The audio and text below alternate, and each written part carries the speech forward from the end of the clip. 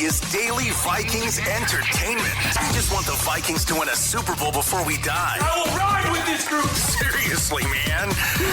Please. And away we go. All right, he's our guy, Darren Doogie Wolfson from the 5 Eyewitness News Sports Department, here with some Don't overrate me. Thank you for the applause, but not necessary. Well, I mean, I can't tell our audience. I have no control. That's our live audience is clapping for you right now. So I don't. All sorry, in Phil's Dukes. apartment right now. Yeah, they're just right over here to the left. They're very excited to talk some Vikings. Big apartment. So, Dukes, before we get into some, we'll get into the injury report updates and some other juicy items here. But Awaken 180, Dukes, tell the audience. Maybe the applause is that I'm down 13 pounds in just over 3 weeks. I've lost some chunk in my face thanks to Awaken 180 weight loss, awaken180weightloss.com. So one of the resident dogs of the show, Scooby, our rescue pup, decides to go on a little joy run the other day. Kid left gate open.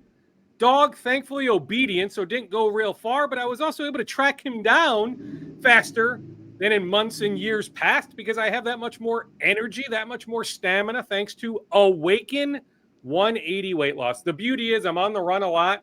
80% of what you consume on a daily basis is provided, part of the plan. They lay out via a coach everything you need to eat at what time, what to eat, when to eat, how to eat. Love their protein shakes. Add water, shake it up, boom, ready to go. Chocolate shakes, vanilla shakes, coffee flavored shakes. It's an easy plan to follow. There's no calorie counting. You eat to lose weight. I'm feeling really, really good right now thanks to Awaken 180 weight loss. Heck, these shorts I have on right now, not that I need to do some sort of fashion show for you guys right now for the YouTube audience, but like these pants, these shorts were really tight like 3 weeks ago. Now they're really loose. The belt buckle notch moved over one spot. That's a really good feeling. The website, awaken180weightloss.com. Again, awaken180weightloss.com. Their plan absolutely works. So yesterday, because we got Steelers and Vikings in Dublin this weekend, and we'll talk about kind of that, the whole operation, Vikings doing something unprecedented travel-wise. But Brooke Pryor, who is the ESPN.com Steelers beat reporter and regular guest on like Get Up, you've probably seen her on TV. So I'm sure they've been waiting for weeks to ask this question to Aaron Rodgers.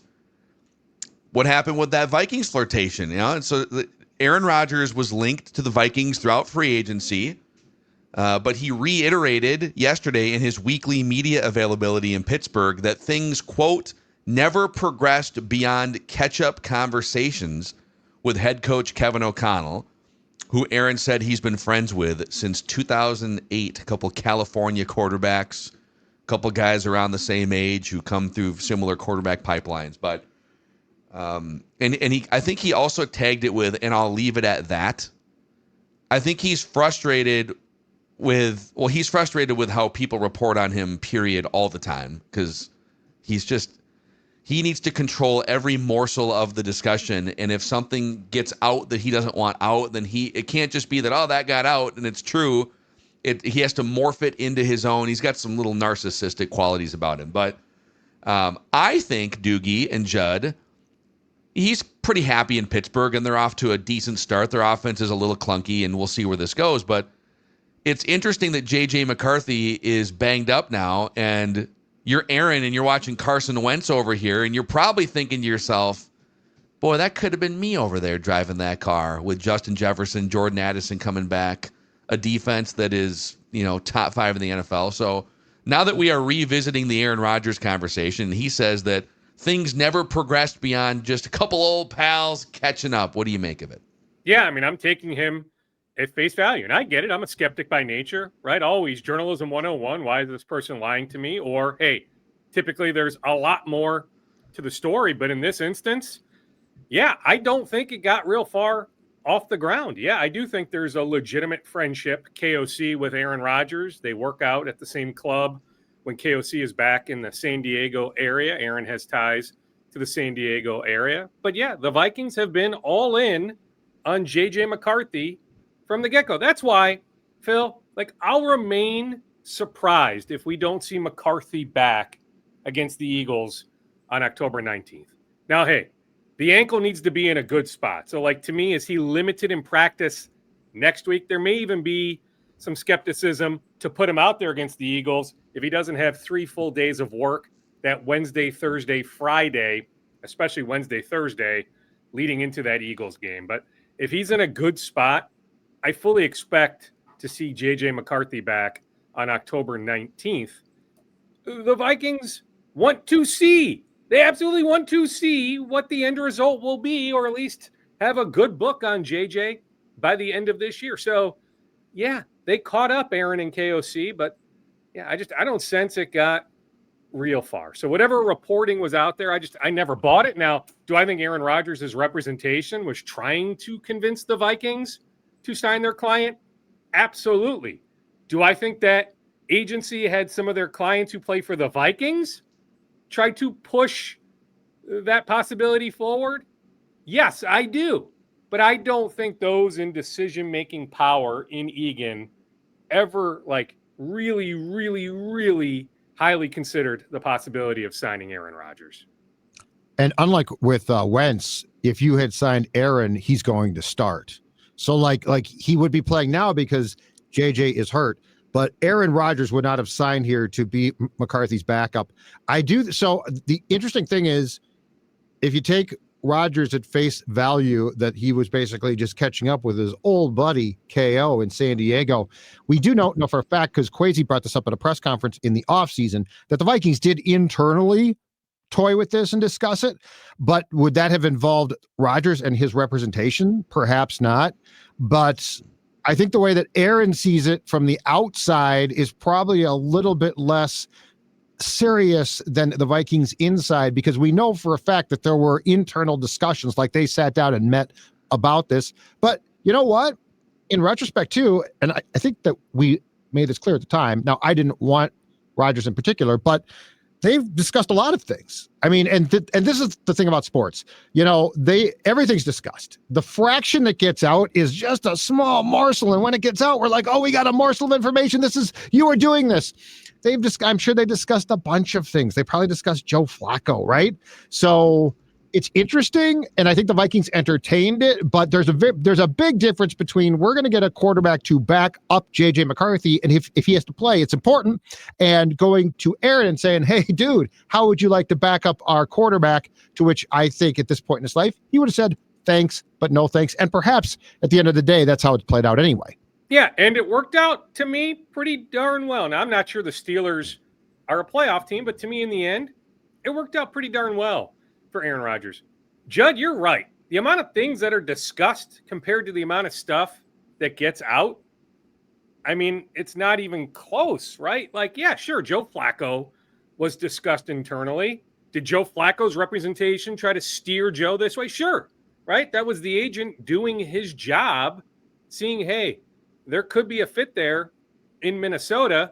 Let me try to kickstart discussions. Hey, before they traded for Adam Thielen, how many different receivers do you think came up?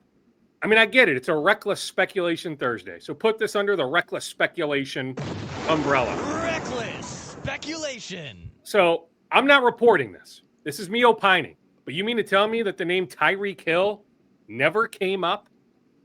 Now, I don't think it ever got off the ground with Miami, right, but just the possibility. And, hey, what would it take to pry him out of there?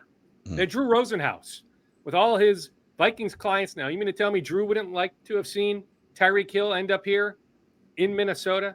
I'm just saying, there's a ton of things, right? Justin Herbert a couple years ago. Was it ever really realistic that Herbert was going to end up here via trade? But there are a million things. Now, the Herbert thing got out, but I'm just saying there's a lot of things that don't get out. My understanding is the Vikings never did discuss Micah Parsons with Dallas, but hey, maybe internally at least, they kicked around the idea. Should we make the call? Should we inquire?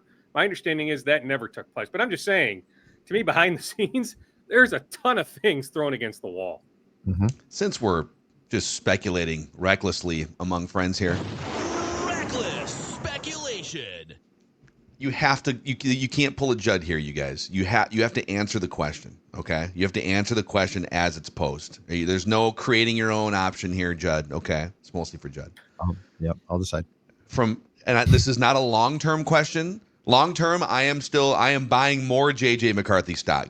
I'll buy low right now. If you're selling your stock, I'll buy it for a 10-year arc. I will buy JJ McCarthy stock. Only one of us has caught a pass from JJ McCarthy.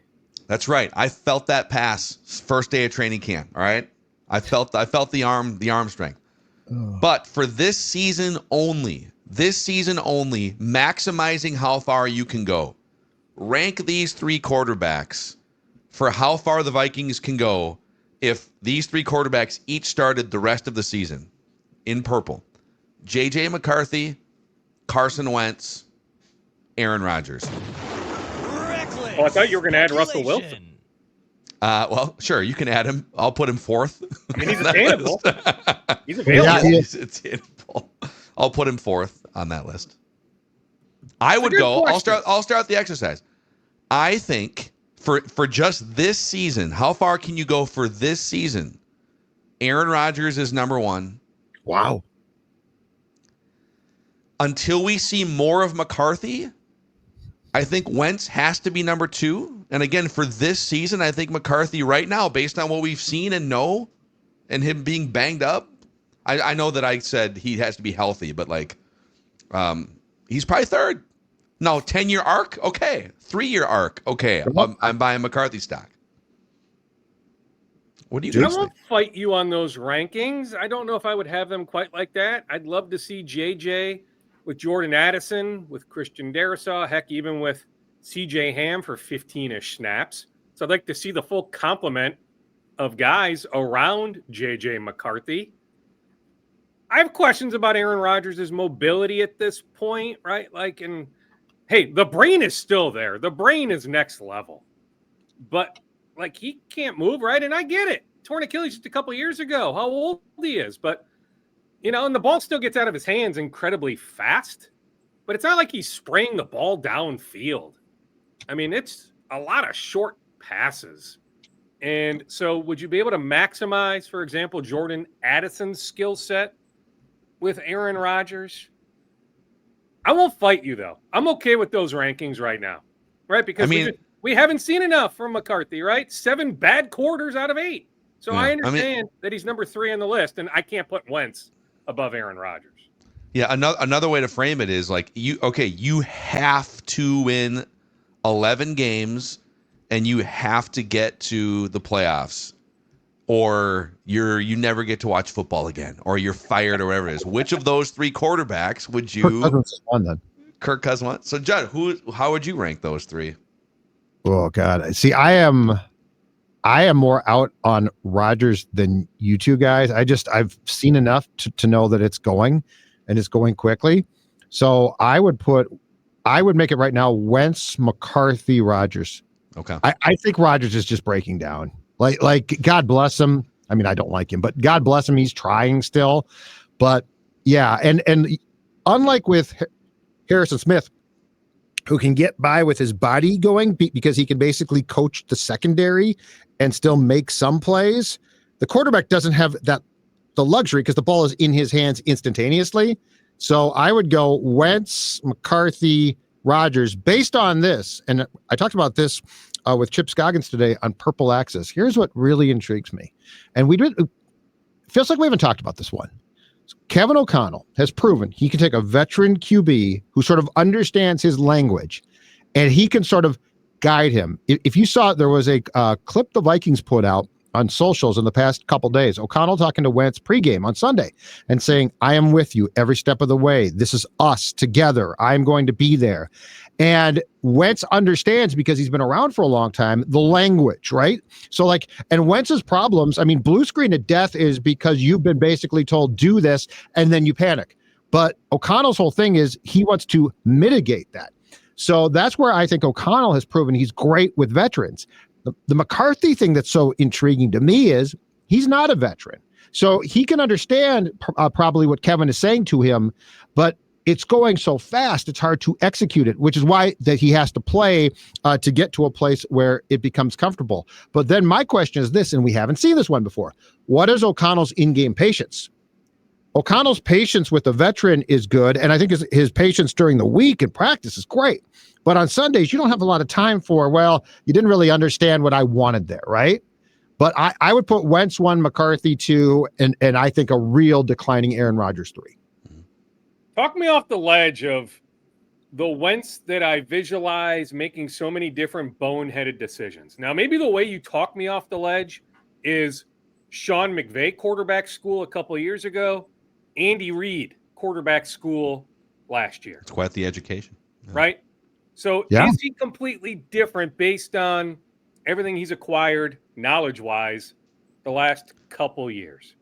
But I still I can't escape just some of the weird decisions he's made. And so it's hard for me to put Wentz number 1. But what if O'Connell, and like this is what he's proven, what if O'Connell is the secret sauce to being the brain? I said this back to Kirk. To me, Kirk Cousins became a Frankenstein experiment. He became a product brain-wise of O'Connell. Now, when push came to shove in the Giants playoff game, it went sideways. But for a lot of that, he became a product of what O'Connell was thinking. And I felt the same thing with Wentz on Sunday. Like, Wentz criticized himself for taking a couple sacks, and I'm like, no, you should take those sacks. I'd rather see you eat the football than throw it. But that's where I think, and look, I mean, what did O'Connell do? And again, when push came to shove and it was really on the line, it got hairy. But for a lot of last season, O'Connell used his brain. He basically put his brain and substituted for Darnold's. And so Darnold physically could do a ton of stuff. And that's where I think I can talk you off the ledge on Wentz as far as the regular season. Now, when it gets down to nut cutting time in the playoffs, it's obviously different a bit. But I think O'Connell's greatest asset is he can talk to you till there's 15 seconds left, and he can basically tell you, because you understand the language, what he thinks that you should do. And of course, O'Connell's shortcoming as a player was he physically couldn't do it. So why can't that translate to JJ at some point this year? Well, it will at some point. And I get it, the 10,000 snaps thing that KOC referenced the other day, all that. But I'm just saying, why can't it translate? It can at some point. When IQ-wise, to me, McCarthy is next level. Why can't it? It may take a little while, but why can't it happen November, December? Yeah. Well, that's the thing. I feel like the more we get into, it feels like there was a lot more patience with quarterbacks not that long ago. And we touched on this earlier in the week on our NFL Take Show, Dukes, that this market has developed, and we had Greeny on the Purple Daily yesterday. We talked about this too. There's a new market for quarterbacks that were deemed a bust, first-round quarterbacks that were deemed a bust because their initial team lacked patience or expedited the development process, or there was some other failure or shortcoming, and then those players are cast aside in punchlines, and then they chill for a minute, and they get with the right situation, and they're not even that old yet. Daniel Jones, Baker Mayfield, Sam Darnold. And I threw Mac Jones in the mix. I know he's a backup, but like that dude. I was about to cite Mac Jones. Yeah, he's slinging it in San Francisco, and everyone's like writing him off. And so you're trying to weigh the fact that it might take you the 10,000 hours, which might take you 5 or 6 years to get to a point where you really start seeing it clearly. So how can you maintain that patience as an organization, media, fans? And I think it's actually easier when you have a bad organization, because the first year is like a freebie. Just go be crappy. Cam Ward, go figure it out. No one expects you to win. So it's a double-edged sword, because you'd rather be drafted by a team that's got great infrastructure, but that very infrastructure almost creates an impatience if the quarterback doesn't snap into it right away immediately, Dukes. Yeah, I mean, that's a lot to absorb, right, Phil? But I'd feel a little trepidation if I knew that the locker room could shift. I still think the locker room is all in on JJ. I do. Now, 4-1 and JJ's ankle isn't responding. Yeah. Would that locker room for the most part say, yeah, Wentz should start against one of his many former teams October 19th against the Eagles? Possibly. We can visit that discussion down the road. But I haven't sensed any wavering in that locker room. I just haven't. I'm in there enough. Judd, you can certainly offer resistance if you want, but I still think that locker room has its arms collectively wrapped around J.J. McCarthy.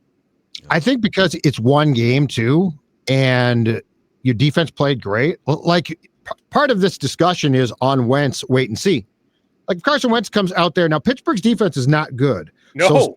So Sunday should bode well. The game that I am really a nice matchup is the Cleveland game, because that defense, despite the fact that the franchise again is a dumpster fire, that defense is going to offer resistance. Myles Garrett is great. They do a nice job. Jim Schwartz, a really good DC.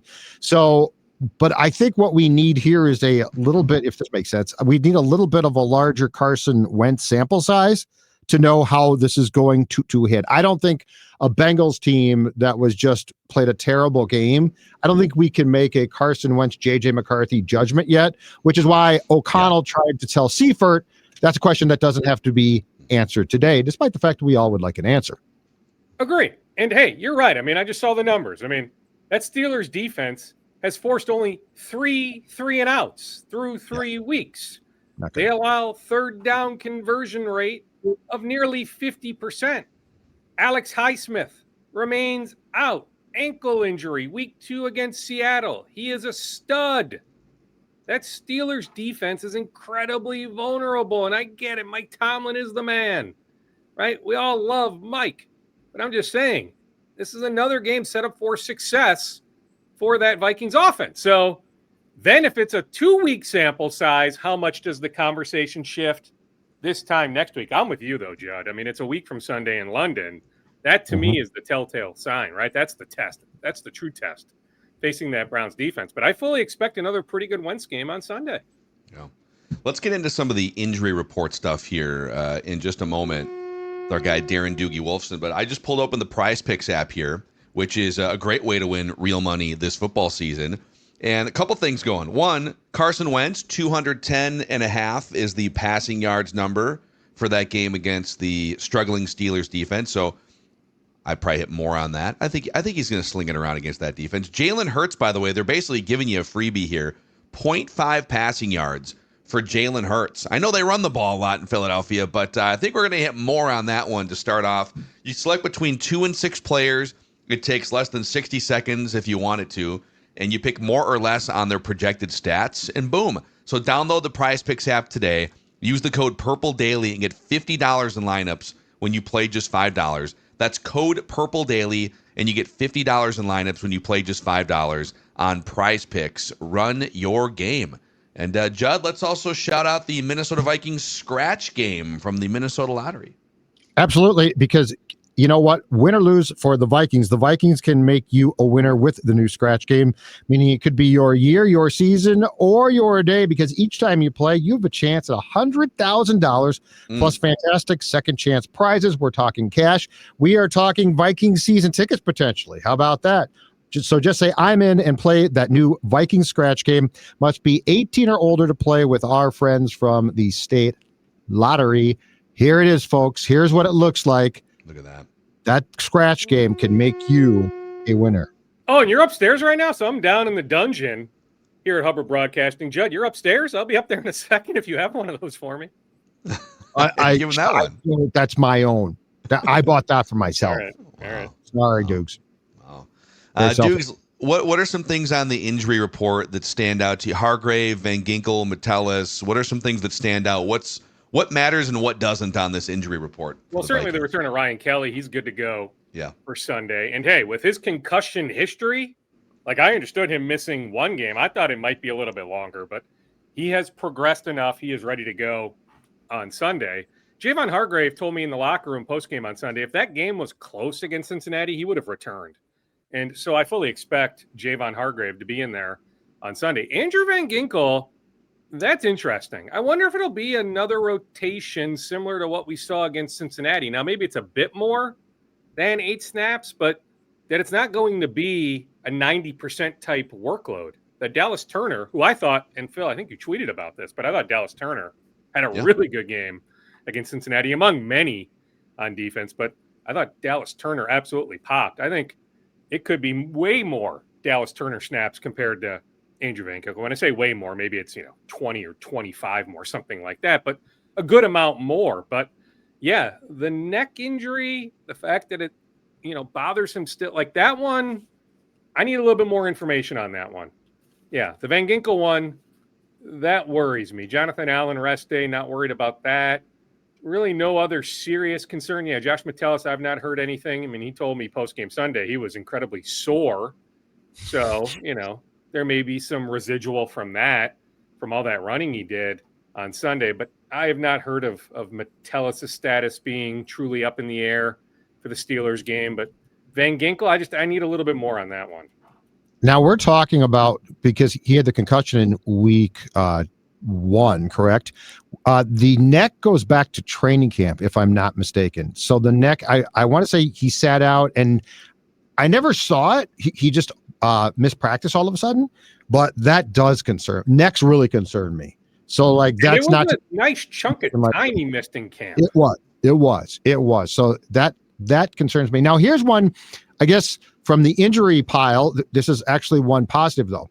So I think we have to get used to the fact that Jonathan Allen and Javon Hargrave are not going to play 17 games. They both were hurt a year ago. They're not young men. They're good players, but it's not going to be surprising if they do miss time, either one of them or both, because of injury. That being said, Jalen Redmond, Levi Drake Rodriguez, like you are now starting to see that wave of guys. And dare I say this? I mean, those guys to me are showing you enough now that your future there, which was very up in the air at one point to me, even when Hargrave and Allen are gone, is becoming much more secure and optimistic, because those guys look really, really good. I'm with you. And hey, they still have a healthy opinion of Elijah Williams. Maybe not for this year, but maybe comparable to Jalen Redmond last year, popping it a couple different times, but then taking a giant step that next year, that Elijah Williams could do something comparable next year. I'll tell you what, like they didn't have a chance because he went a few picks prior, but Derek Harmon, who the Vikings will see on Sunday out of Oregon, I think he was also at Michigan State, then transferred to Oregon, the interior defensive lineman. The Vikings had a really healthy opinion of him pre-draft. He went pick 20 or 21, so a few picks prior to the Vikings selecting Donovan Jackson in April. But like the Vikings loved Harmon pre-draft. Like that would have been a really interesting decision for the Vikings if Harmon was still on the board. I know that they really, really liked him. They did all sorts of homework on Derek Harmon pre-draft and came to the conclusion like he is going to be a really good player. And we saw he made a season debut last Sunday. He had a good game against the Patriots. But yeah, you feel better about not being able to obtain Derek Harmon based on what we've seen from Redmond and Levi Drake Rodriguez. Another hit, right? Like we can question all we want some of these draft picks, but like Jalen Redmond, where the heck, I mean, I know where they found him from, but the overall idea, like where the heck did he come from? Yeah. Right. Then Levi Drake Rodriguez, one of the final picks of the draft, technically, right? Wasn't he a 7th round pick? He wasn't a UDFA. Michael Juergens and Levi Drake Rodriguez in the 7th round of that draft. Yeah. So, yeah, I mean, you start seeing some of these guys and saying, okay. But yeah, I thought Levi Drake Rodriguez, I mean, how good was he? I mean, even just the pass rush he had on the first Rodgers touchdown. That was a really good Levi Drake Rodriguez game on Sunday. Yep. Yeah, there's definitely some things popping from the last couple drafts. Donovan Jackson, I would put Tyrone Ingram-Dawkins. He's getting some run. I mean, he's a rotational guy already as a 5th-round rookie. Dallas Turner with the most pressures he's had in a game. Got to see more. J.J. McCarthy's the ultimate one, obviously. But you've had Will Reichard was a 6th-round pick in 24. Michael Juergens is now he's right there, like getting snaps behind Ryan Kelly as your next man up center. So yeah, I mean, I get it. It's not in line with a lot of other teams, but even Jalen Naylor, like I'll continue to say, I think Jalen Naylor has had a really good first 3 weeks. It'll be interesting to see how he's used now as the number 3 receiver, clear cut number 3, right? Adam Thielen, number 4. There were some people that thought when the Thielen trade happened, he would trump Naylor. No, it was never a possibility. To me, Naylor was always going to have more snaps than Adam Thielen once he underwent the surgery on his left hand. But like I think about last year, like Naylor is the number 3. How many touchdowns did he have? Had a run where he scored touchdowns in 3 straight games. Like how many touchdown opportunities are now created for Jalen Naylor with the return of Jordan Addison? Yep. Dukes, we do have to run, but if you have another nugget or morsel for the road here, we would take it. The Packers will scout Gophers Rutgers at Huntington Bank Stadium on Saturday, but the Vikings will not have scouting representation at the game down the street this weekend. Wow. So the Packers are doing more due diligence on that game than the Vikings. I'm planning to go, so I will be there on behalf of the Vikings. I'll scout for it. Are you going to be there like in the press box or be there like in the crowd with a beer in hand? Box. No, press box. Okay. I'm going to the press box, yeah. A little early for beer, although I guess in Judd's world, 11 a.m., that's an ideal time. 11 on a Saturday for a football game? I know. It's a little early for beer, but not for a bloody. A lot of primetime games, like the Ohio State game is a night game, right? I'm not a fan of these 11 a.m. kickoffs. That's just me. Yep. Yeah, although 8:30 a.m. on Sunday, I can live with that, actually. For a couple weeks, 8:30 a.m. for a little Vikings action sounds good to me. Let's get up. Let's make it happen. Yeah. All right. So He's Darren. I have it both ways. I'm okay early Sunday morning, just not early Saturday morning. He's Darren Doogie Wolfson from the 5 Eyewitness News Sports Department. Some information and a little reckless speculation about the Minnesota Vikings. Keep an eye out for the Thursday, the newly controversial Thursday episodes that have been wildly on fire the last couple of weeks. Ask him how he ranks the McCarthy, Wentz, Rodgers question. I'm curious I will. To get score on that. I think he is contractually obligated to rank a certain way, but I'll run that by him and see if he reaches through and slaps me. All right, Dukes, we'll catch you next week. Enjoy the early football, and we'll see you guys over on other episodes of Purple Daily. See ya.